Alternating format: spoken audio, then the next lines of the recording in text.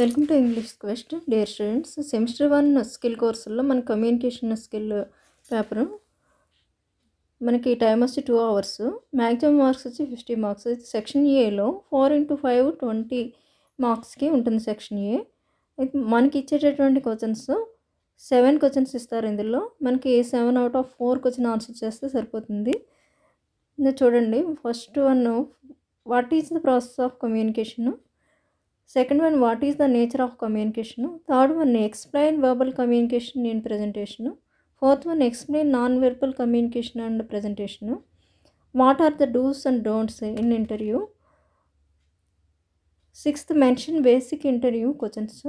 Seventh, what is a role play, do's and don'ts. మనకి ఈ విధంగా సెక్షన్ ఏలో 7 క్వశ్చన్స్ ఇచ్చారండి. వాటిలో మనం 4 రాస్తే సరిపోతుంది. చాయిస్ ఉంది ఇక్కడ. అయితే సెక్షన్ బి మనకి 30 మార్క్స్కి, అయితే 30కి ఇందులో ఎస్ఏ క్వశ్చన్ రాయాలి మనము. అయితే ఆన్సర్ ఏని 3 క్వశ్చన్స్.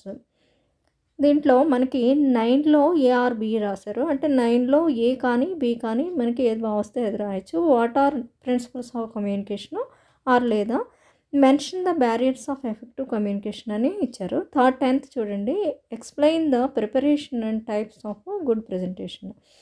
ఇది ఏ అండి. దీంట్లో మనకి ఇది రాకపోతే how to analyse the audience and manage questions అని రాయొచ్చు, ఇది రాయొచ్చు.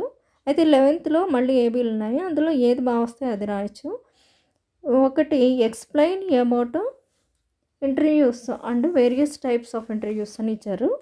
తర్వాత బీలో లేదా write about group discussion, what are dos and don'ts in role play అని ఇవ్వడం జరిగింది.